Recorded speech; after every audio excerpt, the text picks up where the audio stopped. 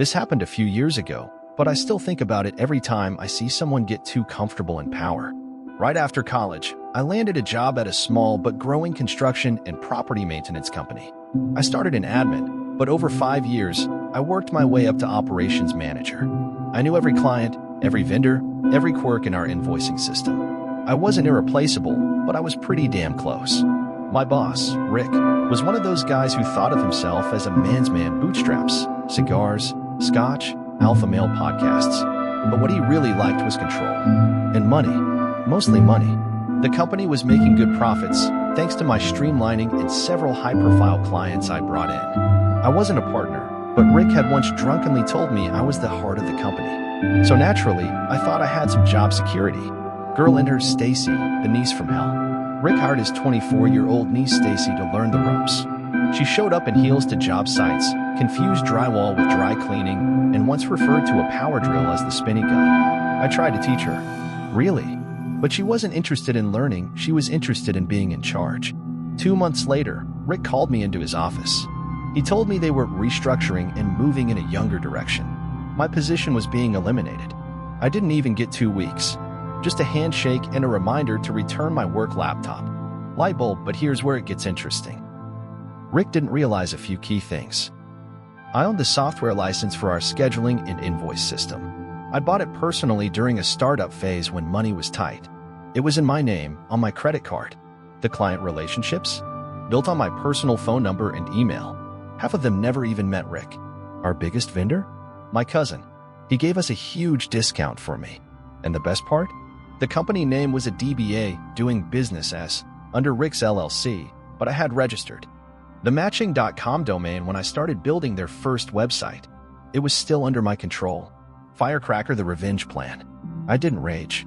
I didn't threaten. I just nodded, smiled, packed up, and spent the next 3 months watching everything unravel from a distance. Step 1. Pull the plug on the software. 2 weeks after I left, I sent a polite email reminding them that the software subscription was up for renewal. Rick ignored it, so I canceled it. Boom. Entire scheduling system?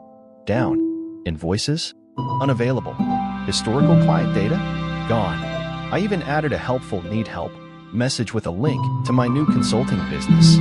Step 2. Reclaim my client base. I called each major client personally and explained what happened. No bad mouthing, just honesty. Over 70% of them dropped Rick's company within a month. 5 of them hired me to consult directly or connect them with better contractors. Step 3. The vendor squeeze. I called my cousin and told him what was up. He didn't even blink. He doubled Rick's rates. Another vendor I'd brought in, a friend from college, did the same. Suddenly, Rick was bleeding cash. No clients, higher costs, and Stacy? She was posting Instagram selfies with captions like CEO Energy Nail Polish Medium Skin Tone, while wearing a hard hat backwards. Step 4. The domain nuke. I redirected the company's domain, which they had plastered on trucks, business cards, signs, to a site that said, "This domain is currently unavailable.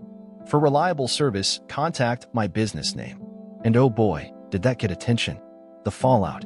About 6 months later, Rick tried to relaunch under a new name. But the damage was done.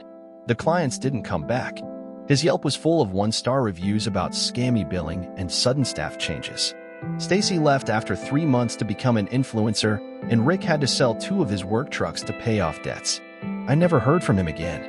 Chart increasing as for me? I started my own small operation, legit, lean, and honest. I hired a few of the guys who left Rick. We're doing well. I don't want to be a millionaire. I just want to sleep at night and work with people who respect each other.